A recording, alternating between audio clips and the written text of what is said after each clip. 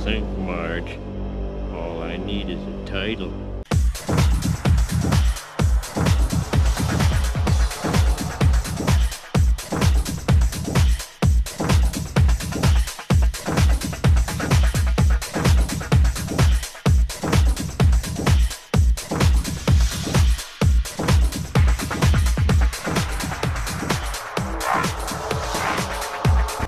Historically, the party in power in Washington, D.C. does not do very well in the midterms following the election of a new president. All we need to do is look back at the prior Obama administration to see this, with GOP gains in both the fall 2010 and 2014 campaigns. But you can go back even further. George W. Bush lost control of the U.S. House in 2006, which Bill Clinton lost control of in 1994, to name just a couple more examples. So, despite the structural advantage of the DNC defending more seats in the U.S. Senate than the Republicans, and despite President Trump's now steady rise in the opinion polls, some members of the GOP leadership can't shake the feeling that they're going to be in the minority come November. This feeling, has seen many potential candidates pull out of consideration for a run in Congress this fall. The problem for the leaders, of course, is that lackluster candidates, or no candidate at all, going up against even a very bad Democrat candidate, would result in a self-fulfilling prophecy, a win for the Democrats.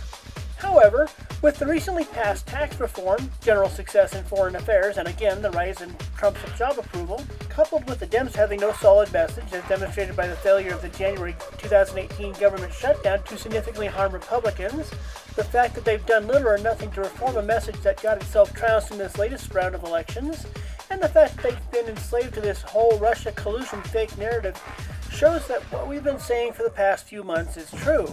If the Republicans stick to their messaging and their policies, they have a good chance of advancing their control over the U.S. Senate and also retaining their control in the U.S. House, and at that point the Dems will have almost relegated themselves to the point of irrelevancy. In some states, this means selecting a GOP candidate that has to do just enough to knock off a weak Democrat incumbent. In other places, the GOP candidate will have to more closely follow the policies of the Trump administration, a process we've been calling Trumpification around here. In North Dakota, Representative Kevin Cramer is in the race to challenge Democrat Heidi Heitkamp for her U.S. Senate seat, and there was more unconfirmed speculation as of February 18th that Florida Governor Rick Scott might jump into the race to unseat U.S. Senator Bill Nelson. According to Real Clear Politics, Nelson has a 4-point lead over Scott, but that is basically within the margin of error. While the Utah policy poll shows Mitt Romney ahead by 46 points, despite allegations of political carpetbagging by the state GOP, Romney will be replacing retiring U.S. Senator Orrin Hatch, and with Romney's past comments about President Trump, we see Romney lining up about as much with the establishment GOPers as Hatch did. The GOP is watching the U.S. Senate race in Missouri, as well as governor's races in Connecticut and Minnesota as potential places to pick off weakened Democrats. Sending Senator Claire McCaskill home would be one thing, but adding 2 governor's houses to the GOP fold would make the party's power on that level that much more solid, where the governors have to deal with issues important to a more local group of constituents. In Indiana, U.S. Representative Todd Rokita has been leading in the last 3 polls by at least 7%. But the undecideds in these polls number at least 51% of those polled, so people may not have made their decision yet, or they may not even be considering the election. Rokita is seeking to replace U.S. Senator Joe Donnelly, and Politics City will assume a Rokita win for now, based on the polls and Indiana's rather conservative stance on many of the issues. The departure of State Representative Sean Duffy from the U.S. Senate race in Wisconsin simply means that the 2 Republican contenders will have one less distraction in their campaign against incumbent and useless Senator Tammy Baldwin, who has done less than nothing to merit a seat in the U.S. Senate. Leah Vukmir is a stronger candidate than Kevin Nicholson, but either of these candidates would be a vast improvement over the non-existent performance of Tammy Baldwin, and Politics City predicts that the GOP will pick up that seat for that reason. There is some excitement over the GOP possibly unseating U.S. Senator Bob Casey in Pennsylvania, given that President Trump carried the state in 2016, but none of the polls indicate a danger for Casey.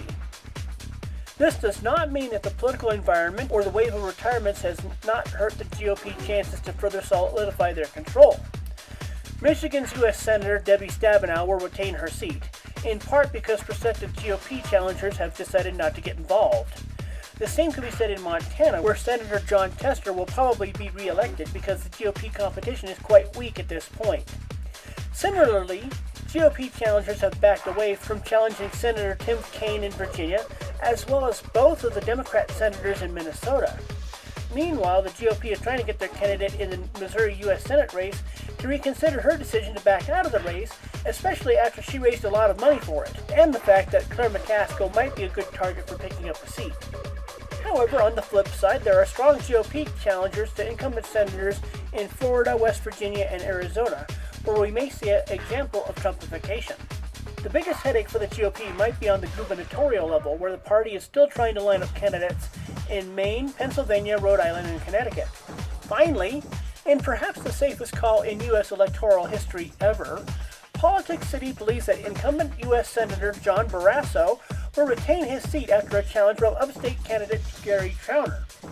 The state is so solidly Republican at the congressional level that even Democrats think Trauner does not stand a chance.